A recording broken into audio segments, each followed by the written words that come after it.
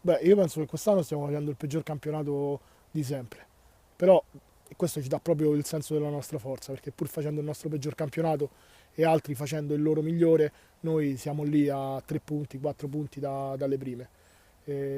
Diciamo, stiamo trovando adesso la quadratura del cerchio, stiamo ritrovando motivazioni che si erano un po' perse. Alla prossima ci abbiamo Testaccio, che sono una squadra di ottimi giocatori, molto bravi, che ci hanno battuto in finale Supercoppa e sicuramente penso che ci saranno, le motivazioni si troveranno da sole, insomma, sarà una bella partita.